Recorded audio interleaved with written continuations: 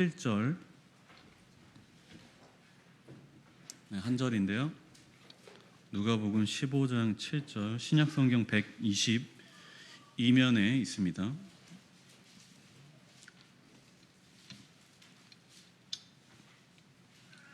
누가복음 15장 7절 우리 함께 읽겠습니다. 내가 너희에게 이르노니 이와 같이 죄인 한 사람이 회개하면 하늘에서는 회개할 것 없는 의인 99으로 말미암아 기뻐하는 것보다 더하니라. 아멘. 네, 할렐루야. 네, 오늘은 그 대각성 기간 설명회로 이 시간을 보내려고 합니다. 그래서 앞으로 10월 29일에 있을 새 생명 추수감사 생명 축제를 놓고 앞으로의 진행되는 또 일정들, 또 그를 위해서 우리가 같이 공유하고 해야 될 것들을 함께 좀 나누는 시간을 가지려고 하는데요. 오늘 한번 이렇게 인사해 볼까요? 우리 일어나 걸읍시다. 네, 일어나 걸읍시다. 네, 오늘 목사님 말씀 통해서 이 메시지가 제 마음속에 굉장히 크게 남는데, 베드로와 또 요한이 은과 금 내게 없을지라도 내게 있는 것을 준다 이렇게 말했잖아요. 근데 우린 진짜 은과 금이 없잖아요. 은과 금 많으신 분 계십니까? 예. 그러니까 우리는 일어나 걸읍시다라는 그 선포를 통해서 또 주님이 그렇게 하셨듯이 우리도 오직 복음만 전하게 되기를 바랍니다. 네, 이 설명회를 하는 이유는 하나입니다. 우리가 이 교회가 갖고 있는 비전을 함께 나눔을 통해서 우리 교회가 우리 각자의 모습, 또 각자의 이 지체의 모습이 있지만은 한 덩어리가 되어서 하나가 되어서 열심으로 한 방향으로 나아가게 하기 위해서 이 설명회를 갖고자 하는 것입니다. 많은 사람들이 각자의 방향을 갖고 따로 움직이는 것이 아니라 한 가지 방향을 갖고, 그리고 또 그 하나의 방향이 또 다른 움직임을 만들어내서 다양한 방향으로, 또 다양한 아이디어로, 다양한 생각으로 또 확장되었다가 또 다시 하나 되어지는 유기체적인 모습을 우리가 바라보면서 이 대각성 집회를 지금 설명회를 하려고 하는 것입니다. 우리 한번 PPT 화면을 보여주시면은, 네, 이렇게 되어 있습니다. 추수감사, 이름은 추수감사 생명축제고요. 좀 전에 읽었듯이 주제 말씀은 누가복음 15장 7절을 기반으로 하고 있습니다. 자, 이렇게 볼 수 있습니다. 10월 29일 추수감사 생명축제는요, 그 당일에 있는 겁니다. 당일에. 그러면은 지금의 시간은 무엇이냐? 자, 오늘부터 시작되는, 그리고 10월 29일까지 진행되는 이 전체의 기간은 대각성 기간이라고 하는 거예요. 이 두 가지는 따로 분리되어 있으면서도 서로 연결되어져 있습니다. 그래서 이 대각성 기간이라는 것은 무엇이냐면은 이 추수감사 생명 축제까지 계속적으로 작정하면서 기도하는 기간입니다. 계속적으로 작정하고 기도하는 기간이에요. 그래서 우리가 얼마 전에 그 태신자를 작성했었지만은 오늘 다시 한번 그것을 갱신하지 않았습니까? 또 몇몇의 분들이 지인, 친구, 친척, 또 주변에 아는 분들을 이름을 써서 내주셨는데, 이게 계속돼야 되는 것입니다. 만약에 주변에 또 다른 생각나는 어떤 한 영혼, 한 사람이 있다라면은 여러분이 언제라도 그 이름을 제출하실 수 있습니다. 그래서 우리가 이 기간을 통하여서 새로운 영혼들을 작정하고 그 영혼들을 하나님께로 불러오는 데에 최선을 다하겠다라는 이 기간이 지금 우리 가운데 주어진 것이죠. 목적으로는 단순히 전도를 하는데 그치는 것이 아닙니다. 모든 성도들이 뜨겁게 또 새롭게 성령을 받고 내가 하나님 나라의 백성이라는 것을 재인식하고 뜨거워진 마음을 갖고 복음을 전하는 축제라는 것이죠. 그래서 우리는 추수감사 생명축제를 위해서 달려나가는 것이고요. 그리고 또한 이 기간을 통하여서 우리가 품고 있는 그 영혼들을 놓고 뜨겁게 기도하는 거죠. 우리 그때에 우리 성령님께서 못 본 채 하실까요? 네. 아니죠. 우리를 보시고 우리의 기도함을 들으시고 응답해 주시겠죠. 믿으십니까? 네. 그래서 이 기간은 대각성 기간이라고 하고요. 그리고 10월 29일 날은 추수감사 생명축제라고 말하는 것입니다. 다음 화면에 보면요. 첫 번째는 각성입니다. 우리 한번 읽어보겠습니다. 영혼을 품고 기도하는 과정을 통해 각성을 경험한다. 네, 그렇죠. 각성, 한 영혼을 품고 기도하는 과정을 통해 각성을 경험하는 것입니다. 각성이라는 것을 우리가 자칫 잘못 생각하면요, 어떤 우리 몸의 자율신경계 아니면 어떤 뇌의 각성 이런 걸 말하는 것으로 착각할 수 있는데요. 뭐 각성한다 그러면 갑자기 막 이렇게 막 변해갖고 막 몸이 막 새롭게 되고 그건 환각이고요. 네. 각성은 다른 겁니다. 각성이라는 말의 원래 의미는 뭐냐면 깨어서 정신을 차린다는 거예요. 그게 각성이에요. 그럼 하나님은 우리를 무엇을 깨우시고 무엇을 정신 차리길 원하실까요? 하나님이 우리를 부른 이유를 상기하는 것입니다. 하나님께서 우리를 왜 불러셨나? 그냥 한 사람 구원해서 너 행복해라? 네, 그거 아니겠죠? 우리를 통해서 더 많은 사람들이 전도되어지고 하나님 나라로 돌아오는 그것을 기대하면서 우리를 부르신 거란 말이죠. 그렇기 때문에 우리 안에는 각성이 일어나야 한다는 것입니다.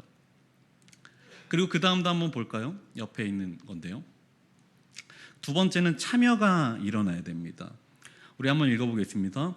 모든 성도들이 함께 기도하며 참여함을 통해 공동체성을 회복한다. 아멘. 참여하는 모든 성도가 함께 기도함을 통하여서 이것이 시작되는 것입니다. 어떤 한 사람의 주도적인 역할로 이 일이 되는 것이 아니라 모든 성도가 함께 기도하면서, 기도가 포인트죠. 기도로 시작하고 기도로 마무리될 수 있도록, 그래서 온 성도가 힘을 합해서 기도하면서, 그리고 그 한 가지 한 영혼을 놓고 한 가지 기도 제목을 놓고 기도하면서 우리의 공동체성이 회복되는 것이죠. 교회라는 것은 부름받은 사람들의 모임인데 그 부름받은 자들이 무엇을 해야 되냐? 바로 기도해야 하는 것이죠. 날마다 기도하고 말씀을 듣게 되고 그것도 말씀대로 세상 가운데 일상으로 나아가서 살게 되는 것, 그것이 바로 참여라고 할 수 있습니다. 세 번째도 한번 볼까요? 네, 세 번째는 부흥입니다. 함께 읽을게요. 말씀을 기반으로 영혼에게 다가가 영적, 질적 부흥을 경험한다. 양적, 질적 부흥을 경험하게 되는 것입니다. 말씀을 기반으로 모든 것은 말씀의 시작으로 되는 것입니다. 계속해서 제가 그 전까지 느헤미야 말씀을 이렇게 함께 나눴는데 그 뭔가 포인트, 어떤 전환점이 생길 때마다 그 전에 하나님의 말씀이 선포됐다라는 것을 여러분들이 잘 기억하실 겁니다. 말씀이 먼저 선포되고 그 말씀이 우리의 내면을 비추게 되고 그리고 비춰진 내면을 통해서 나 자신을 돌아보게 되는 거죠. 그러면서 각성이 일어나게 되는 것이고 그것을 통하여서 우리의 입술은 기도하는 입술로 변해지는 것이죠. 그래서 두 가지 변화가 일어나야 됩니다. 우리는 그 영혼에게, 우리가 품고 있는 영혼에게 다가가야 되고, 그리고 그것을 통해서 양적인, 우리의 눈에 실제적으로 보이는 어떠한 사람들의 몰려옴을 우리가 목도해야 합니다. 그리고 그 가운데 질적인 부흥도 경험해야 됩니다. 그 사람들이 쉽게 그 자리에 우리 교회에 와서 정착하게 되고 또 신앙생활하게 되는 어떤 질적인 변화, 또 그것을 이 기간을 통해서 열심히 기도하고 하나님의 말씀을 품었던 내가 질적으로 변화되는 어떠한 경험을 하게 된다. 이것이 각성의 또 다른 포인트가 될 수 있습니다. 우리 다음도 한번 보겠습니다. 준비인데요. 한번 읽어보겠습니다. 태신자가 잘 정착할 수 있도록 교회를 건강한 영적 터전으로 준비한다. 네, 맞습니다. 태신자가 잘 정착할 수 있도록 교회를 건강한 영적 터전으로 준비하는 것입니다. 우리가 많은 태신자들을 불러오겠죠. 우리가 지금 약 200명의 태신자를 품고 있는데요. 어떤 데이터에 기반하면은 그 가운데 실제 마지막까지 정착하게 되는 퍼센트가 얼마나 되는지 아십니까? 200명 했다 그러면 진짜 몇 명 남을 것 같아요? 2% 남습니다. 2%. 그럼 몇 명입니까? 4명 남는 4명. 2%. 그러니까 우리는 200명의 사람을 놓고 기도하지만 실제로 데이터상으로 남는 사람은 아주 극소수의 사람이겠죠. 그러면 이 마지막까지 남는 사람의 이 퍼센트를 높이기 위해서는 사실은 더 많은 사람들이 작정하는 것, 그게 첫 번째고요. 두 번째는 뭐냐면요, 그 사람들이 교회에 정착할 수 있도록 정착률을 높이는 것입니다. 정착률. 여러분 잘 모르시겠지만 우리 교회는 하나의 공동체잖아요. 근데 그 공동체라는 것이 굉장히 좋은 건데 그 안에 부정적인 요소가 담길 수 있습니다. 그것은 무엇이냐면 너무 지나치게 우리만 될 수 있다라는 사실이에요. 우리는 모르지만 사람들이 볼 때에 우리를 향해서 어떤 벽을 느낍니다. 보이지 않는 어떤 경계선을 느끼게 되어 있어요. 우리는 지금 너무 편하죠. 너무 좋죠. 같이 교제하고 같이 신앙생활하고 이런 것들이 좋지만은 새로운 사람이 보기에는 그것은 또 다른 보이지 않는 장벽이 될 수 있습니다. 그러니까 여러분이 먼저 찾아가서 인사해 주시고 그리고 그분이 잘 정착할 수 있도록 어떻게 하면 잘 도와드릴까 그리고 잘 섬길까, 이것을 우리가 고민하고 실제적으로 좀 실천해야 한다라는 것입니다. 이 기간을 단순한 전도 집회가 아니라 성도들의 영적인 각성, 그것을 촉구하는 것이 가장 큰 목적이라 할 수 있습니다. 우리가 먼저 변해야 되지 않겠습니까?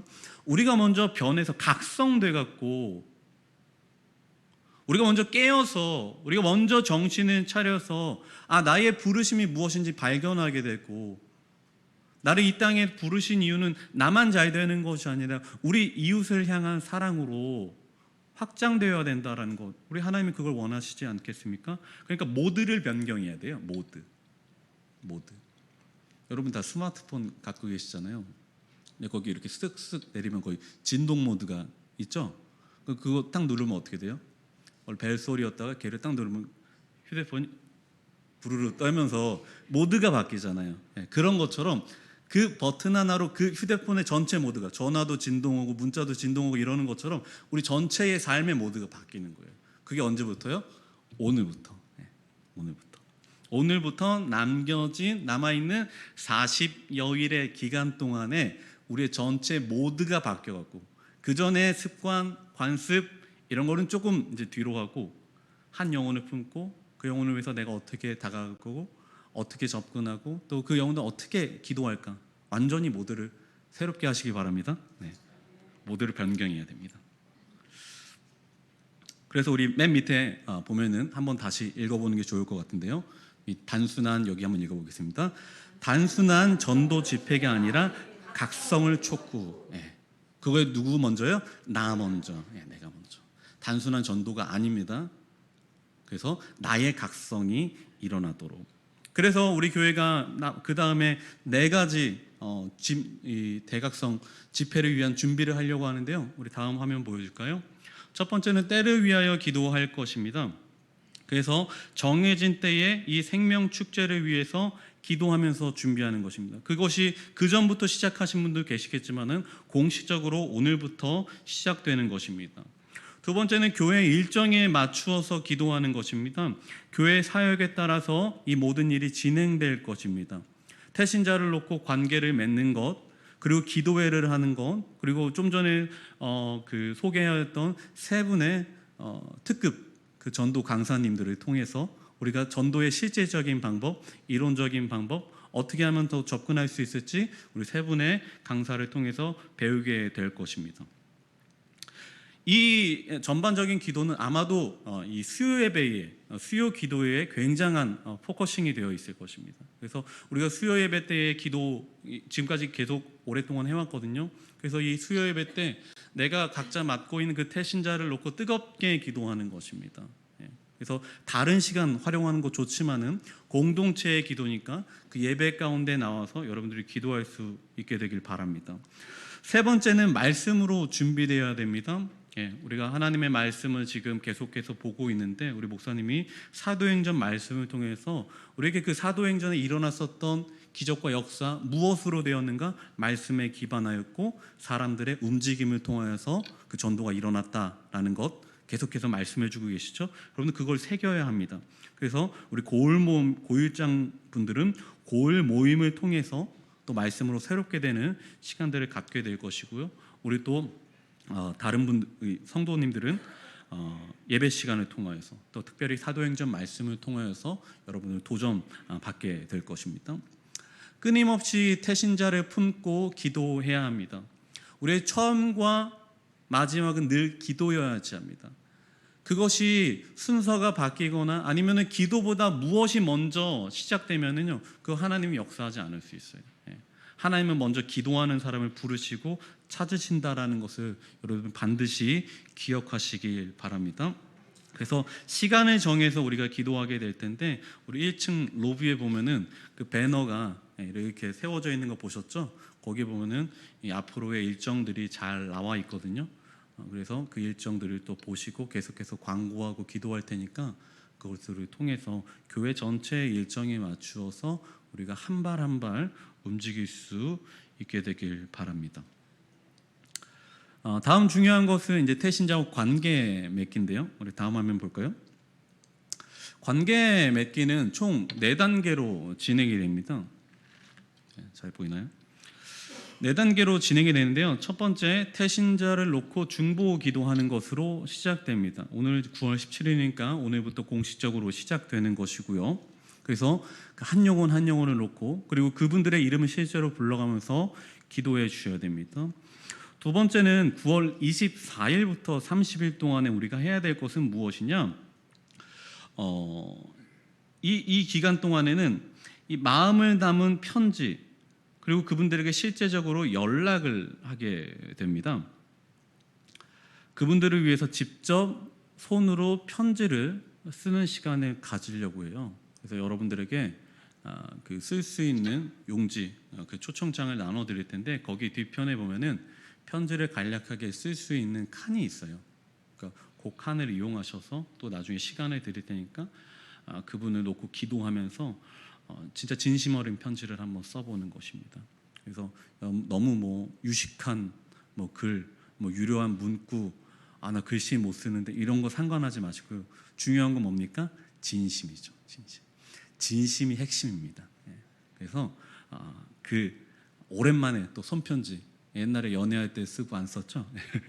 그러니까 오랜만에 손편지를 쓰면서 그 영혼들을 품고 진심을 거기다가 기록하는 것이죠. 굉장히 중요하다고 생각합니다. 근데 편지 쓰면서 근데 연락도 함께 하는 거예요. 두 가지 중에 하나만 하는 게 아니라 연락도 하고 그리고 편지를 써놓고 이제 갖고 있는 거죠. 이 투 트랙으로 가는 거예요. 연락도 하고 편지도 쓰는 것이죠. 세 번째 관계 맺기의 핵심은 실제로 만나는 것이에요. 그래서 우리 교회에 갖고 있는 이 주보 이거 멋있어요, 안 멋있어요? 네, 멋있죠. 이 주보를 갖고 그분을 실제로 만나서 주보를 전달해 드리기도 하고 중요한 거는 그때의 티타임을 갖는 거예요. 여러분들이 그 지역에 있는 좋은 카페나 또 교회 근처에 있는 좀 조용한 서로 대화를 나눌 수 있는 카페를 한번 몰색해 보세요. 저도 한번 이 주변을 한번 찾아보고 그리고 좀 조용하고 분위기가 괜찮은 곳을 한번 제가 잘 지금 정리하고 있으니까 여러분들이 나중에 다시 소개해 드리겠습니다. 그래서 그 시간을 통해서 티타임을 하면서 커피 한 잔 또 차 한 잔 마시면서 함께 이야기를 진행해 나가는 거죠. 그러면서 교회의 주보도 전달해주고 또 이분이 이 예수님에 대해서 마음이 열릴 수 있도록 또 그리고 마음을 열 수 있는 분인지 한번 이야기를 통하여서 또 확인하는 작업도 이 시간 가운데 이루어져야 합니다. 마지막으로 10월 15일부터 28일까지는 교회에서 준비한 선물과 초청장을 갖고 그분을 다시 만나게 되는 건데요. 이제 그 초청장 안에는 여러분이 쓴 편지가 동봉되어져 있겠죠. 이 과정 중에 기도는 계속되어진 것이죠. 그래서 초청장과 함께 교회에서 준비한 소정의 선물을 갖고 그분을 찾아가는 것입니다. 그래서 그분께 선물을 드리고 또 준비된 편지를 쓰고 그 자신의 진짜 마음을 이야기해 주는 거죠. 당신을 위해서 오랫동안 기도해왔고 당신이 예수님 믿고 구원받기를 원하고 하나님의 백성으로 다시 한번 부름받기를 원한다라고 이야기해 주는 거예요. 뭐가 핵심이죠? 진심이. 진심. 너무 멋있게 말하려고 하지 마시고요. 딱 간단하게 딱 진심을 딱 전하는 겁니다. 이 네 가지의 이 시간 9월 17일부터 시작되고 그리고 다음 달 28일까지 거의 한 달간의 기간인데요. 굉장히 긴 기간이에요. 그리고 이 과정들이 아주 순조롭게 이어지면 좋겠지만 그렇게 되지 않을 수도 있습니다. 그렇지만 여러분 실족하지 마시고 끝까지 그 일을 진행해 나가시면 됩니다. 저도 실제 초청할 수 있는 태신자를 놓고 지금 기도하고 있는데요. 바로 며칠 전에 제가 진짜 연락해갖고 한번 밥 한번 먹자, 만나고 싶다 그랬더니 밥 한번 먹자 이렇게 하더라고요. 근데 그렇게 얘기가 끝나면은 내년 될지 내후년 될지 모르잖아요. 그래갖고 야, 밥 한번 먹자 그랬더니 그건 좋지 이렇게 너무 시큰둥하게 말을 하더라고요. 그래서 제가 이렇게 말했어요. 그 친구 집 근처에 있는 그 한우 고깃집 이름을 말하면서 야 거기 진짜 맛있더라. 우리 거기서 밥 같이 먹자. 그랬더니 이 친구가 어떻게 반응했을까요? 시큰둥했을까요? 아니요. 이게 태도가 바뀌었어요. 조금. 그래서 그럼 언제 만날까? 물론 제가 거기다 한우를 사준다는 건 아니에요. 한우를 판다는 거지. 거기 미국 사람도 많고 돼지고기도 맛있어요. 그래서 그 얘기를 했더니 날짜를 자기가 막 제시하더라고요. 그래서 다음 화면을 보면요 이런 재밌는 말이 있습니다. 소고기 사주는 사람을 주의하십시오. 순수한 마음은 돼지고기까지입니다. 저는 그래도 되도록이면 소고기 사주려고 해요. 왜냐하면 제 마음은 순수하지 않거든요. 그래서 저번에도 말씀드렸죠. 필연적 원인에 의한 필연적 결과가 나타나는 것입니다. 저는 필연적으로 다가갈 거예요. 필연적 결과를 만들기 위해서 의도적으로 접근할 것입니다. 나쁜 마음이 아니고요. 그가 구원받도록 하기 위해서 접근할 거예요. 비용도 쓸 것입니다. 그래서 이 네 가지 과정 다 나는 조금 귀찮다. 소고기 한 방으로 여러분 해결하십시오. 한우면은 훨씬 효과가 좋습니다. 아시죠? 그래서 이 사심으로 채워진 이 생명축제가 될 수 있도록 여러분들이 기꺼이 한 영혼을 위해서 여러분이 갖고 있는 그 물질을 좀 투자할 수 있게 되기 바랍니다. 다음 화면을 보면요, 생명축제 일정이 이렇게 준비되어져 있고요. 그거는 밑에 또 로비에 간략하게 되어져 있는데요. 우리 마지막으로 봐야 될 것은 10월 29일 날 있는 V-Day라고 제가 이름을 정해봤습니다. 보통 이제 D-Day 이런 말을 많이 들어보셨죠? D-Day가 아니라 V-Day라고 했는데 뭐냐면 바로 그날은 빅토리, 승리의 데이, 승리의 날이 될 수 있도록 여러분들의 이 한 달이 넘는 약 40일간의 이 기간을 이 날에 이제 정리하게 되고 이 날이 이제 우리가 준비한 날이잖아요. 기대하는 날이잖아요. 그래서 이 날이 승리의 날이 될 수 있도록 그래서 그런 기대하는 마음으로 V-Day라고 이름을 지었습니다. 그래서 여러분들 다 승리하시길 바랍니다. 승리하게 될 것입니다. 하나님이 우리 기도할 때에 우리를 가만히 놔두시지 않을 것입니다. 우리 마지막 한번 사진을 볼 텐데요. 그 다음 사진이요. 우리 이번에 추수감사 생명축제에 주제되는 그 문구는 뭐냐면 우리 교회 진해교회 영국표어죠. 뭐죠? 뭘 주님께요? 영으로 주님께. 또 뭘 주님께요? 그래서 그거를 조금 바꿔갖고 이번에 이렇게 이름을 지었죠. 그래서 감사를 주님께, 영혼을 주님께 이렇게 되어 있는데요. 그 전 사진 한 번만 다시 보여주면요. 제가 이제 여기 이제 PC에다가 요새 그 AI 유행이잖아요. AI. 여러분 이름만 들어보셨죠? 근데 그 AI 프로그램에다가 영혼을 주님께 요거를 이제 넣어봤어요. 그러면 그 AI가 그 단어 그리고 제가 제시한 문구를 걔가 듣고 입력받고 자기가 혼자 그려봐요, 그림을. 그래서 얘가 지금 AI가 그린 거예요. 거기다 넣었더니 영혼을 주님께 이렇게 넣었더니 저 그림이 나왔습니다.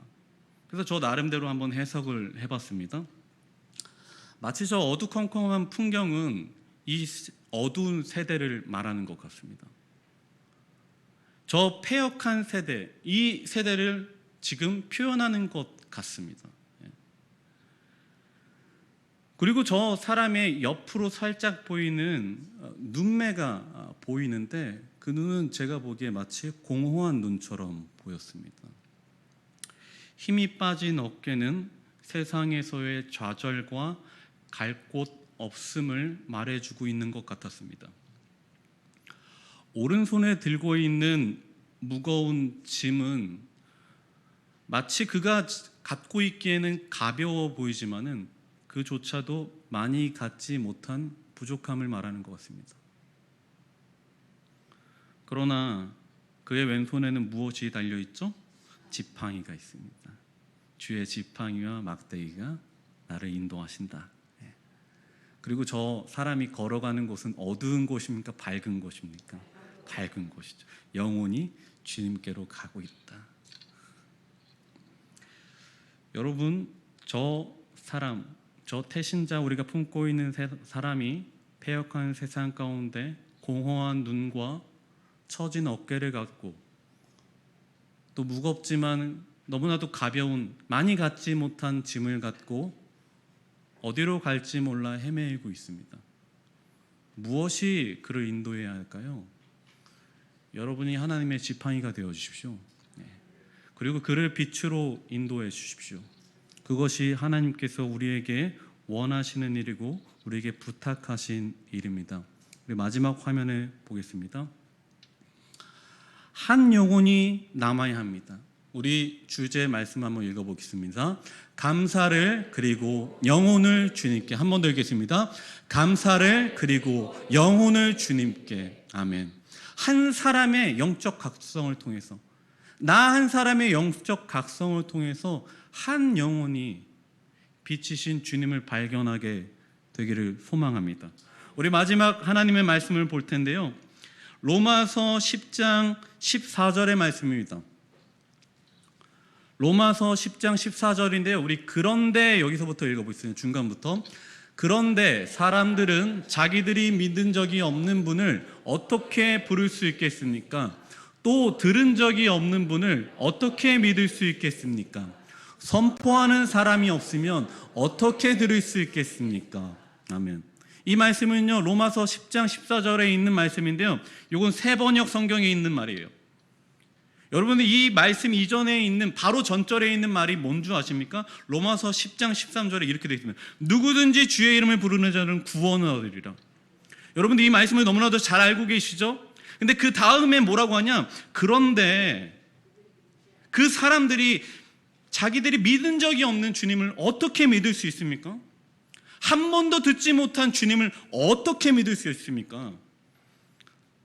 주님을 선포하지 않는 사람이 없다라면 그가 어떻게 들을 수 있습니까? 여러분들 이 말씀을 새기십시오. 하나님이 우리를 부르신 이유 뭐죠? 선포하게 하려고. 주님의 이름을 이 땅 가운데 드러내게, 나만 구원받는 것이 아니라 이 땅 가운데 선포하게 하시려고 우리를 부르신 줄로 믿습니다. 여러분들 이 말씀을 품고 기도하면서 오늘부터 시작되는 이 기도와 또 앞으로의 금식 기간에 아직 빈칸 많더라고요. 이런 얼른 쓰셔서 그 정말 내가 그 영혼을 놓고 형식적으로 기도하는 것이잖아.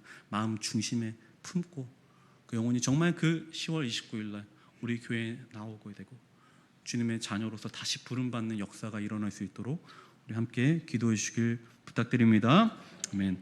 우리 함께 주님께 찬양을 올려드릴 텐데요.